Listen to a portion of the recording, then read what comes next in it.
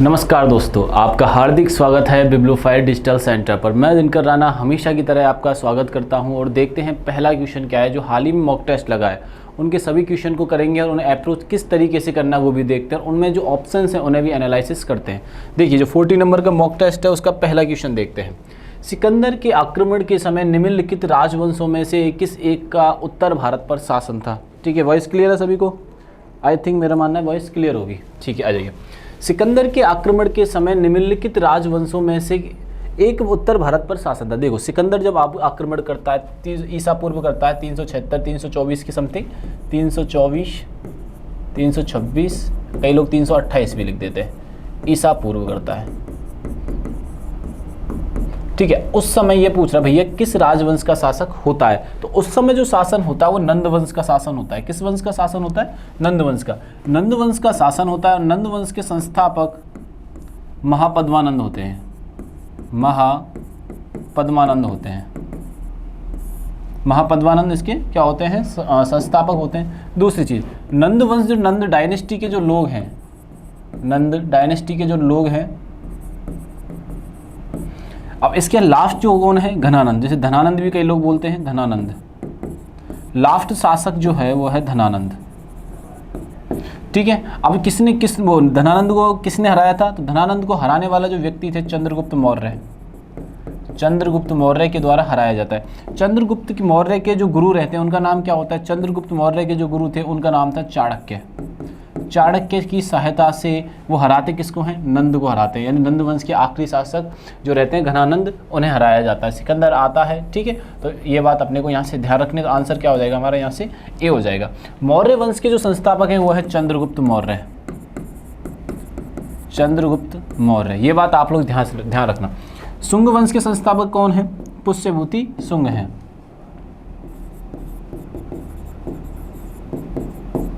अब चलते हैं नेक्स्ट क्वेश्चन पर। आइए, जब पानी 0 डिग्री सेल्सियस से 100 की जगह आप 10 कर सकते हो, यहाँ पे ये भी सही हो जाएगा। 10 डिग्री पर गर्म किया जाता है तो पानी का आयतन होता है। तो आयतन के बारे में पूछा गया, तो क्या होता है? आयतन पहले तो घटता है। आयतन जो वॉल्यूम जो होता है बच्चों, वो क्या होता है? कम होता है।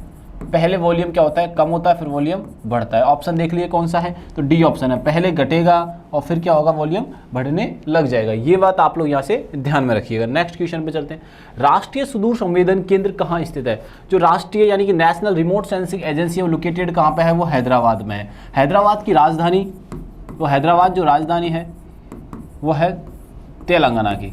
तेलंगाना जो राज्य बना है वो किस राज्य से अलग होकर बना है? मैं वो चीज़ आपको आके डिटेल से बताने वाला हूँ। तो बस इतना से ध्यान रखना कि तेलंगाना किस राज्य से अलग हुआ, ये आपको कमेंट बॉक्स में बताना। नहीं तो मैं आगे आने वाले जो क्वेश्चन है उसमें बता दूंगा। जैसे कि बेंगलुरु है, बेंगलुरु किसकी कैपिटल है? ये आपको याद होना चाहिए। अहमदाबाद किस राज्य की कैपिटल था लेकिन अभी करंट में नहीं है? जयपुर किस राज्य की कैपिटल था? वो कैपिटल है, करंट में किस, मतलब कभी करंट में किस राज्य की राजधानी है? लेकिन अहमदाबाद कभी किसी समय पर किसी राज्य की राजधानी हुआ करता था, लेकिन करंट की स्थिति में ये नहीं है। ये बात आप लोग यहाँ से ध्यान रखिएगा। भारत के संविधान की प्रस्तावना में निम्नलिखित में से वह शब्द कौन सा है जिसका समावेशन संविधान के 42वां संविधान संशोधन अधिनियम 1976 के माध्यम से नहीं लिया गया है? तो कौन सी चीज है जो नहीं ली गई थी? 42वां जो संशोधन किया जाता है, 42वां संविधान संशोधन में कौन सी चीज नहीं ली जाती है? संविधान संशोधन किया जाता है, जिसे मिनी संविधान भी कहा जाता है। इसे क्या कहा जाता है? मिनी संविधान कहा जाता है। मिनी संविधान कहा जाता है। ये बात आप लोग ध्यान रखना। इसमें किस किस को शामिल किया जाता है? सोशियलिस्ट यानी कि समाजवादी चीज़ों को शामिल किया जाता है, या समाजवादी वर्ड को शामिल किया जाता है। समाजवादी के बाद सेक्युलर यानी कि धर्मनिरपेक्ष, किसको शामिल किया जाता है? धर्मनिरपेक्षता को शामिल किया जाता है। ठीक है, अब दूसरा किसको शामिल किया जाता है? इंटेग्रिटी यानी कि अखंडता को शामिल किया जाता है। लेकिन किस चीज़ को शामिल नहीं किया जाता है? तो किसको शामिल नहीं किया जाएगा? गरिमा को शामिल, डिग्निटी को शामिल नहीं किया जाता है। जो संविधान संशोधन होता है 42वां, ये 1976 में होता है। और आपको बताना है कि 1976 में भारत के प्रधानमंत्री कौन थी? भारत की प्रधानमंत्री या भारत का प्रधानमंत्री कौन था? ये आपने को यहाँ से बताना है बच्चों। तो आंसर क्लियर है यहाँ से? ठीक है, चलिए नेक्स्ट क्वेश्चन पे अपन चलते हैं। श्रवणबेलागोला में स्थित गोमतीश्वर मंदिर की प्रतिमा किसने बनवाई थी? ठीक है, श्रवण जो ये मेला है वो श्रवणबेला गोला है, ये कहाँ पर है? पहली बात तो ये है कर्नाटक के अंदर, कर्नाटक में स्थित है। दूसरी बात ये आती है कि गोमतेश्वर मंदिर किसने बनवाया? तो वो चामुंडाई ने बनवाया था। किसने बनवाया था बच्चों? चामुंडराय ने बनवाया था, चामुंडराय ने बनवाया था। ये बात आप लोग यहाँ से ध्यान रखना। चामुंडराय ने बनवाया था, ये गंग वंश के सेनापति थे, गंग वंश से रिलेटेड थे, गंग वंश के यहाँ पर ये मंत्री हुआ करते थे। इस बात को आप ऐसे समझ सकते हो, गंग वंश में क्या थे? ये मंत्री थी। ये बात इनके बारे में हमें याद रखनी है। तो हमारा आंसर क्या हो जाएगा बच्चों? यहाँ से डी आंसर हो जाएगा। चलिए नेक्स्ट क्वेश्चन पे चलते हैं। जलीय विलयन की अम्लता परीक्षण के लिए कौन सा उपकरण उपयोग में किया जाता है? जल की अम्लता का परीक्षण करने के लिए पीएच स्केल का इस्तेमाल किया जाता है, जो सोरेनसन ने इन्वेंट किया था। तो किस यंत्र का या किस उपकरण का यूज किया जाता है बच्चों? तो पीएच मीटर का यूज किया जाता है। किसका यूज किया जाता है? पीएच मीटर का किया। आपसे पूछा जाएगा कि पीएच मीटर का इन्वेंट किसने किया? आपसे पूछा क्या जाएगा बच्चों कि ये इन्वेंट किसने किया? तो भैया हमें तो इतना बता दो, इसको इन्वेंट करने वाला जो व्यक्ति है उसका नाम है सोरेनसन। तो ये कई बार आपके एग्जाम में पूछा गया है कि सोरेनसन, हु इज सोरेनसन। ठीक है, आइए नेक्स्ट क्वेश्चन करते हैं हम लोग। निम्नलिखित में से कौन सी मछली जबड़ा रहित होती है? जैसे कि मछलियां जो होती हैं कम जबड़ा रहित होती है, लेकिन कौन सी जबड़ा रहित है? जबड़ा रहित मछली के बारे में ये पूछ रहा है। जैसे कि गोवीज और हेग मछली, लैम्प्रे है, इल नहीं है, मैक्रेल रोहू है, या लैम्प्रे हेग, दोनों के दोनों है। यानी यहां से हमारा डी आंसर हो जाएगा लैम्प्रे।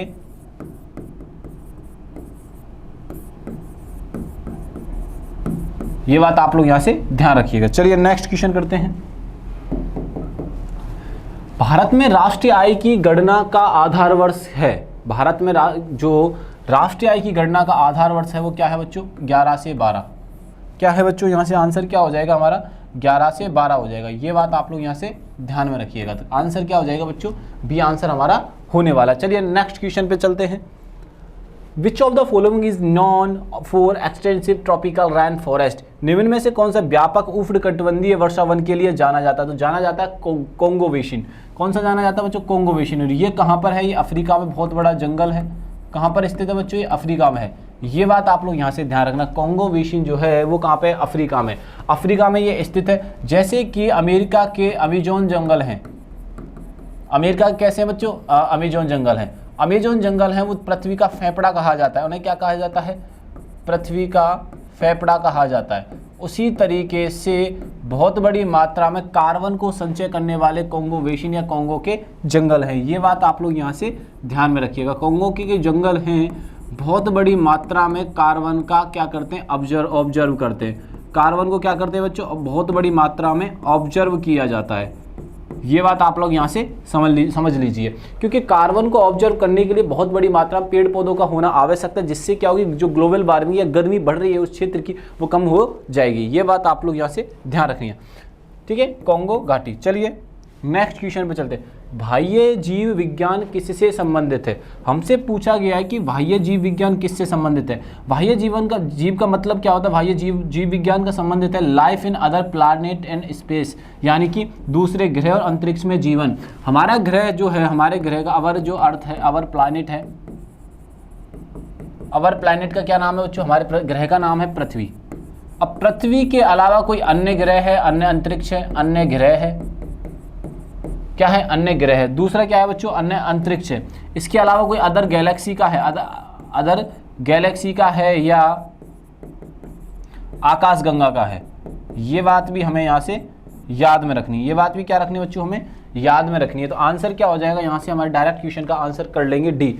सजीव के बाह्य लक्षण नहीं है, ऐसा कुछ भी नहीं है। जैसे ये ऑप्शन दे रखे हैं ना, आपको बिल्कुल भी उचित नहीं दे रखे। ये जो पेपर है बहुत ही फैक्चुअल क्वेश्चन है। अगर थोड़ी बहुत आप कॉमन सेंस लगाएंगे तो बहुत आसानी से क्वेश्चनों को किया जा सकता है।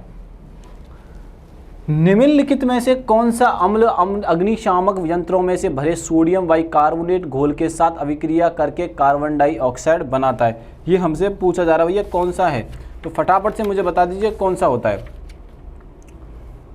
ठीक है, तो बहुत आसान क्वेश्चन हमसे पूछे जा रहे हैं। क्या होता है सुनिएगा। कार्बन डाइऑक्साइड बनाने के लिए बहुत सारे क्या सोडियम बाइकार्बोनेट के साथ सल्फ्यूरिक अम्ल का मिलाना जरूरी होता है। सोडियम बाइकार्बोनेट में किसको मिलाना होता है? सल्फ्यूरिक अम्ल को मिलाना होना। इससे क्या होता है? कार्बन डाइऑक्साइड निकलती है, और कार्बन डाइऑक्साइड कहीं पर आग लग रही होती है। कार्बन डाइऑक्साइड क्या करती है? आग को बुझा देती है। ठीक है, इसलिए इसे अग्निशामक यंत्रों में यूज किया जाता है। अग्निशामक यंत्रों में उपयोग किया जाता है। तो आंसर क्या हो जाएगा, सल्फ्यूरिक अम्ल हो जाएगा। ठीक है ना। आइए, the international day of elimination racial discrimination observed on which date, हमसे पूछा जा रहा है कि अंतर्राष्ट्रीय नस्लीय भेदभाव दिवस कब मनाया जाता है। 21 मार्च को मनाया जाता है, 9 जुलाई को मनाया जाता है, 5 नवंबर को मनाया जाता है, 6 जुलाई को मनाया जाता है। जो ये भेदभाव दिवस मनाया जाता है वो 21 मार्च को मनाया जाता है। कब मनाया जाता है बच्चों, 21 मार्च को मनाया जाता है। चलिए नेक्स्ट क्वेश्चन करते हैं। इंसुलिन की खोज किसने की थी। इंसुलिन की जो खोज की गई थी वो की थी बेंटिंग एंड बेस्ट ने की थी। किसने की थी बच्चों, बेंटिंग एंड बेस्ट ने की थी। इंसुलिन से होता क्या, पहले जब खोज करने से पहले डायबिटीज का पेशेंट जो थे, पहली स्टेज के जो पेशेंट थे वही क्या हो जाते थे, वो गंभीर रूप से बीमार हो जाते थे। अभी डायबिटीज का लेवल 1 हुआ, लेवल 2 हुआ, तो अधिक जब क्या होता है कि डायबिटीज अधिक बढ़ जाती है तो इंसुलिन दिया जाता है। इससे क्या हो सके कि जो शुगर है वो मेंटेन बॉडी की जा सके, शुगर मेंटेन की जा सके। ये बात आप लोग यहां से ध्यान रखना, ठीक है। तो हमारा आंसर क्या हो जाएगा, बेंटिंग व वेस्ट हो जाएगा। चलिए नेक्स्ट क्वेश्चन पे चलते हैं। निम्नलिखित में से किस तत्व के अधिकतम समस्थानिक पाए जाते हैं। इसमें ऑप्शन में से बताना है कि सबसे अधिक समस्थानिक किसके पाए जाते हैं। तो सबसे अधिक पोलोनियम के पाए जाते हैं बच्चों। किसके पाए जाते हैं बच्चों, पोलोनियम के सबसे अधिक समस्थानिक पाए जाते हैं। एक होता है वर्ड समस्थानिक और एक होता है संभारिक। एक वर्ड क्या होता है बच्चों, समस्थानिक होता है, और एक वर्ड क्या होता है, संभारिक होता है। अभी आपको कमेंट बॉक्स में बताना है संभारिक और समस्थानिक क्या होते हैं। आयोडीन युक्त लवण होता है, मुक्त आयोडीन होता है, कैल्शियम आयोडाइड होता है, मैक्सियम आयोडाइड होता है, पोटेशियम आयोडाइड होता है। अब देखो एक चीज़ बताता हूँ, आपने बहुत सारे टीवी पर ऐड देखे होंगे। जैसे ऐड जब आता है, ये वाला ऐड नहीं है तो ऐड दूसरा ऐड होगा, ये वाला ऐड होगा। इस ऐड में होता है जोड़ना। इसका मीनिंग क्या होता है, जोड़ना। जैसे मैंने आपसे पूछा कि इस ऐड का मतलब क्या होता है, ये हमसे पूछा जा रहा है। जैसे मैं आपको बता दूं, इस ऐड का ये ऐड आया कि भैया आयोडीन युक्त नमक, एक टाटा का नमक भी आता है, आयोडीन युक्त नमक, ठीक है। अब इसमें ये देखा जा रहा है कि भैया जैसे टाटा का हुआ सूर्य नमक, वो राजस्थान में सबसे ज़्यादा सूर्य नमक खाते हैं। तो अब इसमें क्या युक्त किया जा रहा है, आयोडीन युक्त लवण होता है जिसमें पोटेशियम आयोडाइड होता है। क्या होता है बच्चों, पोटेशियम होता है। ये बात आप लोग यहाँ से ध्यान रखने हैं, पोटेशियम आयोडाइड होता है, आयोडाइड होता है। तो आंसर क्या हो गया यहाँ से, हमारा डी आंसर हो जाएगा। चलिए नेक्स्ट क्वेश्चन पे अपन चलते हैं। एक प्रणाली जिसमें उपयोक्ताओं को आइडेंटिफिकेशन कोड और मैचिंग पासवर्ड एंटर करना पड़ता है, वो होता है लॉगिंग ऑन, ठीक है। जब हमें देखो कोई भी अपना फ़ोन ले लीजिए, आप कोई भी आईडी ले लीजिए, किसी भी तरीका का हमें लॉगिन जब करना होता है, उसे लॉगिन करना होता है, उसमें आईडी पासवर्ड की आवश्यकता होती है। यही आपने पूछा जा रहा है कि कोई भी प्रयोगकर्ता आइडेंटिफिकेशन कोड और मैचिंग पासवर्ड एंटर करना होता है तो वो लॉगिंग ऑन होता है। क्या होता है बच्चों, लॉगिंग ऑन किया जाता है। ये आप कॉमन से सारे आज के टाइम पे सारे लोग मोबाइल्स का यूज कर रहे हैं, जो हमें आसानी से क्या कर सकते हैं, आंसर इस चीज़ का कर सकते हैं। चलिए नेक्स्ट क्वेश्चन पे अपन चलते हैं, क्या है क्या नहीं आंसर। बहुत शानदार क्वेश्चन आया। पहले जो उम्र हुआ, सॉरी क्वेश्चन बता देता हूँ। 18 वर्ष की आयु के युवकों ने मतदान के अधिकार की पहली बार प्रयोग किया। पहले क्या होती थी, जो मतदान की उम्र हुआ करती थी वो 21 वर्ष होती थी। मतदान की उम्र क्या होती थी, 21 वर्ष। फिर कितना कर दिया, 18 वर्ष। कब किया, 1989 में किया। क्यों किया, कि जिससे कि वोटरों की संख्या बढ़ सके, वोटरों की संख्या बढ़ाने के लिए सीधा सीधा उस गवर्नमेंट को फायदा पहुंचाना था। कि पहले 21 साल, सपोज करो आज मैं 2025 में आ जाऊँ, तो अपन क्या करते हैं, एक बार डाटा को समझने का प्रयास करते हैं 2025 में, ठीक है। अभी करंट में सोच लीजिए कहीं पे भी एक चुनाव हो रहा है, मैं मान लेता हूँ कि मध्य प्रदेश में भी चुनाव होने वाले हैं, ठीक है। मैं ऐसे ही रैंडमली डाटा ले रहा हूँ, मध्य प्रदेश में चुनाव होने वाले हैं और मध्य प्रदेश की गवर्नमेंट चाहती है कि क्या हो, वोटर्स बढ़ जाएं, और वोटर की आयु है 18 वर्ष। तो जैसे ही वो 16 वर्ष कर देगी, तो 16 वर्ष करते ही क्या हो जाएगा बच्चों, होगा तो नहीं, बस मैं एक एग्जांपल के तौर पे ये सारी चीज़ें बता रहा हूँ आपको। 16 अगर कर दिया जाता है तो ये 2 साल वाले, जो 2 साल बाद वोट करने वाले तो वो कब वोट करेंगे, 2025 में करेंगे। फिर ये जो 16 साल वाले बच्चे थे ये वोट कब करते, 2027 में, 2027 में इन लोगों की वोटिंग होती है। लेकिन वोटिंग कब होगी, 2025 में। तो इस बात से हम समझ सकते हैं कि किसी भी क्षेत्र का या किसी भी देश में जब वोटिंग की आयु घटा दी जाती है तो वोटर सीधा सीधा तौर पे बढ़ाना चाहते हैं। तो इसका आंसर हो जाएगा 1989। निम्नलिखित में से किस देश ने एड्रियाटिक समुद्र तट नहीं लगता है। ये हमसे पूछा जा रहा है कि भैया हमें तो इतना बता दो किससे नहीं लगता है।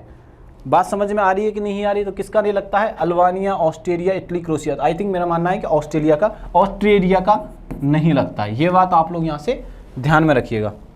प्रख्यात स्वतंत्रता सेनानी शहीद लक्ष्मण नायक राज्य से थे। तो प्रख्यात स्वतंत्र सेनानी जो थे लक्ष्मण नायक, वो किससे संबंधित थे? किस राज्य से?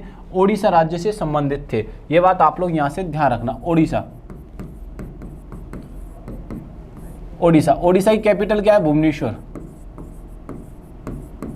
और आपको कमेंट बॉक्स में बताना कि ओडिशा का पुराना नाम क्या था। बोलोगे सर उड़ीसा, नहीं, उड़ीसा के अलावा भी एक नाम था, वो क्या था वो आपको बताना है। उसका ओल्डेस्ट नाम बताना है आपको, oldest name of Odisha. Delhi Meerut rapid rail corridor के लिए कोचों को राष्ट्रीय राजधानी क्षेत्रीय परिवहन निगम द्वारा लॉन्च किया गया था। एनसीआरटीसी की स्थापना किस वर्ष हुई थी? एनसीआरटीसी की स्थापना जो हुई थी वो 2013 में हुई थी। फिक्की मीडिया एवं मनोरंजन समिति दक्षिण के एक अध्यक्ष के रूप में किसे नियुक्त किया गया? तो नियुक्त किया गया कमल हसन साहब को। किसको नियुक्त किया गया बच्चों? कमल हसन को नियुक्त किया गया है। ये बात आप लोग यहाँ से ध्यान रखना है, करंट का क्वेश्चन है। एशियाई क्रिकेट परिषद का नया अध्यक्ष किसे चुना गया? तो ये चुना गया है नजम सेठी, मोहसिन नकवी को चुना हुआ है भैया। किसे चुना गया? मोहसिन नकवी के, जो पीसीबी के भी प्रेसिडेंट हैं।